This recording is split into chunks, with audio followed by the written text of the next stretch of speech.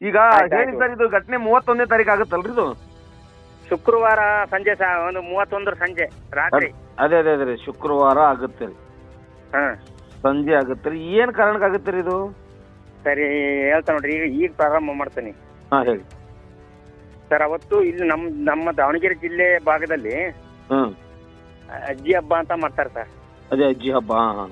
ಆಷಾಢದ ಶುಕ್ರವಾರದಲ್ಲಿ. ಆಷಾಢದ ಶುಕ್ರವಾರದಲ್ಲಿ. ಹಾ ಹಾ ಶುಕ್ರವಾರದಲ್ಲಿ ಅಜ್ಜಿ ಹಬ್ಬ ಅಂತ ಮಾಡ್ತಾರೆ. ಅಜ್ಜಿ ಹಬ್ಬ ಮಾಡ್ಬೇಕಾರೆ ಅದೇ ಮಣ್ಣಿನ ಕುಡಿಕೆಗೆ ಬೇವಿನ ಸೊಪ್ಪಿಟ್ಟು ಪೂಜೆ ಮಾಡಿ ಕಳಿಸ್ತಾರಲ್ಲ ಸರ್. ಏನ್ರದು ಮಣ್ಣಿನ ಕುಡಿಕೆಯಲ್ಲಿ ಬೇವಿನ ಸೊಪ್ಪಿಟ್ಟು ಅಮ್ಮ ಅಂತ ಕಳಿಸ್ತಾರೆ ಸರ್. ಇಲ್ಲಿ ಬೇವಿನ ಕಟ್ಟೆ ಊರ್ ಮುಂದೆ ಕಟ್ಟೆ ಇರತ್ತ. ಆ ಊರ್ ಮುಂದೆ ಕಟ್ಟಿಗೆ ಇದನ್ನ ಅಜ್ಜಿನ ಕಳಿಸಿ ಬರ್ತೀವಿ ಅಂತ ಕಳಿಸಿ ಬರ್ತಾರೆ ಎಲ್ಲಾರು ಹೋಗಿ ಪೂಜೆ ಮಾಡ್ಕೊಂಡು, ಮನೇಲಿ ಪೂಜೆ ಮಾಡ್ಕೊಂಡು. ಹಂಗ ಇರ್ಬೇಕಾರೆ ಅವತ್ತು ಹುಡುಗರು ಇವತ್ತಿನ ಇದ್ರಲ್ಲಿ ಸ್ವಲ್ಪ ತಿಳುವಳಿಕೆ ಇರ್ತಾರಲ್ಲ ಸರ್ ಎಲ್ಲಾ ಇದ್ರಲ್ಲಿ ಮಕ್ಕಳು. ನಮಗೆ ಅಸಮಾನತೆ ಇದೆ, ನಮಗೆ ಇದು ಸರಿ ಕಾಣಲ್ಲ ಅಂದು ಅವತ್ತು ಪ್ರವೇಶ ಮಾಡಿದಾರೆ ಸರ್. ಅವ್ರ ಹೆಸರು ಏನಾದ್ರು ಗೊತ್ತಿದೆ, ಯಾರು ಹೋಗಿದ್ದಾರೆ ಅಂತ ಹೇಳಿ? ಇಲ್ಲ ಸರ್, ಹುಡುಗರ ಹೆಸರು ಗೊತ್ತಿಲ್ಲ. ಈ ಪತ್ರಿಕೆಗಳಲ್ಲಿ ವಿಚಾರ ಮಾಡಿ. ಅಲ್ಲ ಆಯ್ತು, ಅವ್ರು ಹುಡುಗರು ಪ್ರವೇಶ ಮಾಡಿರ್ತಕ್ಕಂಥ ದೇವಸ್ಥಾನ ಯಾವ್ದು ಸರ್ ಅದು? ದೇವಸ್ಥಾನ ಬೀರಲಿಂಗೇಶ್ವರ ದೇವಸ್ಥಾನ. ಬೀರಲಿಂಗೇಶ್ವರ. ಅಲ್ಲಿ ಯಾವ್ದೋ ಬೇರೆ ಒಂದು ಹೆಸರು ಹೇಳಿದ್ರೆ ನಮ್ಗೆ ಅದಕ್ಕಂದಿದ್ರಿ. ಯಾಂತಂದ್ ಬೀರಪ್ಪ ಅಂತನಾ? ಒಂದ್ ನಿಮಿಷ ನಿಮ್ಗೆ ಹೇಳ್ತೀನಿ. ಈಗ ನಮಗೆ ಬಂದ ಮಾಹಿತಿ ಪ್ರಕಾರ ಅದು ದೇವಸ್ಥಾನ ದೊಡ್ಡಯ್ಯ ಸ್ವಾಮಿ ದೇವಸ್ಥಾನ ಅಂತ. ಹೌದು ಸರ್, ದೊಡ್ಡಯ್ಯ ಅಂತಾರೆ, ಬೀರಲಿಂಗೇಶ್ವರ ಅಂತಾರೆ. ಎರಡು ಅಂತಾರ? ಎರಡು ಅಂತಾರೆ. ದೊಡ್ಡಯ್ಯ ಏನಂತ ಬರ್ಕೊಳ್ರಿ. ಅದಕ್ಕೆ ಬ್ರಾಕೆಟ್ನಾಗ ಬೀರಪ್ಪ ಅಂತ ಹಾಕಿಡ್ರಿ ಬೇಕಾದ್ರೆ. ಅದ ದೇವಸ್ಥಾನ ಹೋದಲ್ಲ. ಈ ದೇವಸ್ಥಾನವನ್ನ ಪ್ರವೇಶ ಮಾಡ್ತಾರ ಅವರು. ಪ್ರವೇಶ ಮಾಡಿ ಒಂದು ನಮಸ್ಕಾರ ಮಾಡಿ ಬರ್ತಾರ. ಬರ್ಬೇಕಾರೆ ಅಲ್ಲಿದ್ದಂತ ಕುರುಬ ಜನಾಂಗದ ಇವ್ರು ಅದಾರಲ್ಲ ಯುವಕರು, ಅವ್ರು ಏನು ದೇವಸ್ಥಾನಕ್ಕೆ ಒಳಕ್ ಹೋದ್ರಲ್ಲ ಅಂದು ಅವ್ರನ್ನ ಹಿಡಿದು ಕೇಳಿ ಅವ್ರನ್ನ ಬಡ್ದು ಕಟ್ಟಿ ಬಿಡ್ತಾರೆ ಸರ್ ಕಂಬ. ಆ ಕ್ಷಣಕ್ಕೆ ಮತ್ತೆ ನಮ್ಮ ಏಕೆ ಜನಾಂಗ ಸರ್ ಅವರೆಲ್ಲ. ಏನ್ ಸರ್? ಏಕೆ ಜನಾಂಗದ ಹುಡುಗರು ಒಳಗೆ. ಏಕೆ ಜನಾಂಗ ಅಂದ್ರ ರೀ? ಮಾದಿಗ ಜನಾಂಗ. ಮಾದಿಗ ಸಮುದಾಯದ ಯುವಕರ ಇವರೆಲ್ಲ? ಮಾದಿಗ ಸಮುದಾಯಕ್ಕವರು. ಸಮುದಾಯದ ಯುವಕರು ಇವರು ಇದಾಗಿರ್ತಾರೆ. ಇವರು ಪ್ರವೇಶ ಮಾಡ್ತಾರೆ ಸರ್ ಇವರು? ಹೌದು. ಆ ನಂತರ ಅದೇ ಅಲ್ಲಿ ಇದ್ದಂತ ಕುರುಬ ಜನಾಂಗದ ಕೆಲವರು ಪ್ರಮುಖರು ಹುಡುಗರಲ್ಲ ಸೇರ್ಕೊಂಡು ಅವ್ರನ್ನ ಹಿಡಿದು ತಳಿಸಿ ಕಂಬ ಕಟ್ಟಿ ಹಾಕಿ ಹೊಡೆದಾರ ಸರ್. ಅವ್ರ ಹೆಸರು ಗೊತ್ತಿಲ್ಲ ನಮಗೆ, ಯಾಕಂದ್ರೆ ನಾವು ಪಕ್ಕದೂರ, ನಾವಲ್ಲಿಗೆ ಸಂಪರ್ಕ ಕಡಿಮೆ. ಏನು ಹೊರಗಿನ ವಿಚಾರಗಳು ಗೊತ್ತಷ್ಟೇ, ಅಲ್ಲಿ ಒಳಗಿನ ವಿಚಾರ ಗೊತ್ತಿಲ್ಲ.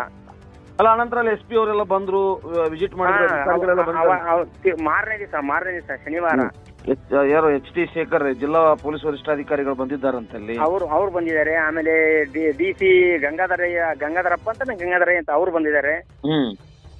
ಆಮೇಲೆ AC ಬಂದಾರೆ, ತಹಶೀಲ್ದಾರ್ ಬಂದಾರೆ, ಆಮೇಲೆ ಸೆಕ್ರೆಟರಿ RI BA ಎಲ್ಲ ಬಂದಾರೆ ಅವರು. ಇವತ್ತು 2 ಸರ್ ತಾರೀಕು, ಇವತ್ತು 2 ಸರ್ ಅಲ್ವಾ? ಸರ್ 2 3 ಇವತ್ತು 3 ಸರ್. ಇವತ್ತು 3 ಇವತ್ತು 3ನೇ ತಾರೀಕು. ಇವತ್ತು ವಾತಾವರಣ ಹೆಂಗಿದೆ ಅಂತ ಸರ್ ಊರಲ್ಲಿ? ವಾತಾವರಣ ಅಂದ್ರೆ ಈಗ ಅವರು ಬಂದು ಶಾಂತಿ ಸಭೆ ಅವನ್ನೆಲ್ಲ ಮಾಡಿ ಪೊಲೀಸ್ ಸಿಬ್ಬಂದಿನ ಅಲ್ಲಿ ಇಟ್ಟಿದ್ದಾರೆ ಸರ್. ಪೊಲೀಸರೆಲ್ಲ ಊರ್ ತುಂಬೆಲ್ಲ ಪೊಲೀಸರಿದ್ದಾರೆ. ಸ್ವಲ್ಪ ಬಿಗುವಿನ ವಾತಾವರಣ ಇದೆ ಅಂತ ನಾವು ಕೇಳಲ್ಪಟ್ಟಿವಿ. ಹೌದು.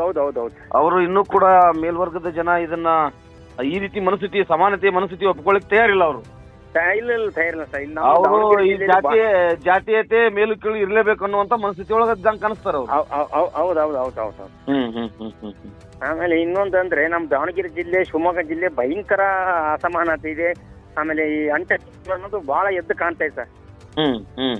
ಅದನ್ನ ಒಪ್ಪಕ್ ತಯಾರಿಲ್ಲ. ಅಂತ ವಿದ್ಯಾವಂತರಿದ್ರು ಮನುಷ್ಯರು, ನಮ್ಮಂಗೆ ಮನುಷ್ಯರು ಸಮಾನರು ಅನ್ನೋ ಪ್ರಜ್ಞಾವಂತಿಕೆ, ವಿಚಾರವಂತಿಕೆ ಇಲ್ಲ ಸರ್. ಆತರ ಇದೆ ವಾತಾವರಣ. ಹೌದಾ? ಈಗ ಎಷ್ಟೇ ಕಲ್ತಿರ್ಲಿ ಆದ್ರೂ ನಮ್ಮ ಸಾಹೇಬ್ರನ್ನ ಹೆಂಗೆ ಇದು ಹಿಂದಿನ ಕಾಲದಲ್ಲಿ ಕಂಡ್ರು ಅದೇ ತರ ಕಾಣ್ತಾರೆ ಸರ್ ಇಲ್ಲಿ ಈಗಲೂ ಇನ್ನ. ಬಾಬಾ ಸಾಹೇಬ್ರಿಗೆ ಯಾವ ರೀತಿ ಜಾತೀಯತೆ ಮಾಡಿದ್ರು ಅದೇ ತರನೇ ಇದೆ ಅಂತ ಹೇಳ್ತೀರಿ ನೀವು? ಹೌದೌದೌದೌದು. ಏನು ಅವಕಾಶಗಳು, ಶಿಕ್ಷಣದ ಬಗ್ಗೆ ಏನೋ ಜಾಗೃತಿ? ಶಿಕ್ಷಣ ಎಲ್ಲ ಕಲ್ತಿದಾರ ಸರ್. ಓಕೆ, ಶಿಕ್ಷಣ ಕಲ್ತ ಮೇಲೆ ಈಗ ಅವ್ರಿಗೆ ಜಾಗೃತಿ ಮೂಡಿರೋದು. ಅಲ್ಲಿನ ಈಗಿನ ಹುಡುಗರಿಗೆ, ಈಗಿನ ವಿದ್ಯಾವಂತ ಯುವಕರಿಗೆ ಐತಲ್ಲ, ಶಿಕ್ಷಣ ಪಡ್ಕೊಂಡ ಮೇಲೆ ಈಗ ಜಾಗೃತಿಗೆ ಒಳಪಟ್ಟಿದಾರ ಸರ್. ಮೊದಲೆಲ್ಲ ಅವರ ಗಾನಕ್ಕೆ ಹೂಡಿದಂತ ಓರಿ ತರ ಇದ್ರು, ಎತ್ತುಗಳಾಗಿದ್ರು. ಎತ್ತುಗಳಾಗಿದ್ರು ಸರ್. ಅವ್ರ ಏನ್ ಹೇಳ್ತಾರ ಮೇಲ್ವರ್ಗದವ್ರು ಅದನ್ನೇ ಕೇಳಬೇಕಾಗಿತ್ತು. ಹೌದು ಅವ್ರು ಬಾಗ್ಲಾಗ ಬಿದ್ದಿರ್ಬೇಕಲ್ಲ, ಬೇರೆ ಏನು ಕೆಲಸ ಮಾಡಂಗಿಲ್ಲ. ಅವ್ರು ಹಣ ಕೊಟ್ಟಾಗ ಇವರು ಮನೆಗೆ ಸಾರ್ಕು ಸಾಂಜಾನು ತರಬೇಕು, ಇಲ್ಲದ್ರೆ ಅಲ್ಲೇ ಇರ್ಬೇಕು. ಮಕ್ಳ ಮರಿ ಸರಿಯಾದ ವಿದ್ಯಾಭ್ಯಾಸ ಕೊಡಕ್ಕಿಲ್ಲ. ಅವ್ರ ಮನೆಯಲ್ಲೇ ಹಸುನೋ ಎಮ್ಮೆನೋ ಏನೋ ಕಾದ್ಕಂತಿರ್ಬೇಕು. ಆ ಒಂದು ಮನಸ್ಥಿತಿಗೆ ಇದ್ರು ಸರ್ ಇಲ್ಲೆಲ್ಲ ಜನ. ಮತ್ತೆ ಒಂದ್ ಕಡೆ ಮೀಸಲಾತಿ ತೆಗೀರಿ, ಜಾತಿನೇ ಇಲ್ಲ ದೇಶದಲ್ಲಿ ಅಂತ ಹೇಳಿ ಕೆಲವೊಂದಿಷ್ಟು ಜನ ವಾದ ಮಾಡ್ತಾರಲ್ಲ, ಅವ್ರಿಗೇನ್ ಹೇಳ್ತೀರಿ ಸರ್? ಈಗ ಮೀಸಲಾತಿ ಬೇಡ ಅಂತ ಹೇಳ್ತಿರೋರು ಇದರಿಂದ ಮೀಸಲಾತಿ ಪಡ್ಕೊಂಡು ಜಾಗೃತರಾಗ್ತಾರ ಅಂತ ಅವ್ರ ಮನಸ್ಥಿತಿಗೆ ಐತೆ ಸರ್ ಅದು. ಈಗ ಬ್ಯಾಸನ್ನರಿಗೆ ಏನು ಅಂದ್ರೆ ಇವ್ರು ಮುಂದುವರೆದು ನಮಗೆ ವಿರೋಧ ಕೊಡ್ತಾರೆ ಅಂತ. ಅಲ್ಲ, 2026 ಕಾಲಘಟ್ಟ ಇದು. ಹೌದಾ? ಇಂಥ ಕಾಲಘಟ್ಟದಲ್ಲಿಯೂ ಕೂಡ ಜಾತೀಯತೆ ಮಾಡ್ತಾರ, ಕಂಬ ಕಟ್ಟಿ ತಳಿಸ್ತಾರ, ಹೊಡಿತಾರ ಅಂದ್ರೆ ಏನಿದು? ಇದು ನಾವು ಆ ದೇವರಾದ್ರು, ಅವ್ರು ನಂಬಿರುವಂತ ದೇವರಾದ್ರು ಮೆಚ್ಚುತ್ತಾನ ಇದನ್ನ ಇವ್ರು ಮಾಡೋ ಕೆಲಸ? ಇಲ್ಲ ಸರ್, ಯಾ ದೇವ್ರ ಮೆಚ್ಚುತ್ತಾನ ಸರ್? ದೇವ್ರಿಗೆ ಮನಸ್ಸೈತೇನ್ ಸರ್? ಕಣ್ಣೈತೇನ್ ಸರ್? ಕಿವಿ ಐತೇನ್ ಸರ್ ಅದಕ್ಕೆ? ನಾವು ಮಾಡ್ಕೊಂಡ್ರ ಬಾಬು, ದೇವ್ರನ್ನ ನಾವು ನೆನಿಬೇಕು, ಭಕ್ತಿ ಮನಸ್ಸಲ್ಲಿ ಇರ್ಬೇಕಷ್ಟೇ. ಆಚಾರ ವಿಚಾರ ಬಾಯಿ ನಡೆ ನುಡಿಯಲ್ಲಿರ್ಬೇಕು. ಅಂತದ್ ಬಿಟ್ಟು ವೈಭವ ಮಾಡೋದಲ್ಲ ಸರ್. ವೈಭವೀಕರಣ ಸಲ್ಲ ಅದು. ಒಟ್ಟಾರೆ ನೀವು ನಿಮ್ಮ ಅಭಿಪ್ರಾಯದಲ್ಲಿ ಏನಾಗ್ಬೇಕಂತೀರಿ? ಇವ್ರಿಗೆಲ್ಲ 47 ಜನರ ಮೇಲೆ ಕೇಸ್ ಆಗಿದೆ ಅಂತ ಆಲ್ರೆಡಿ.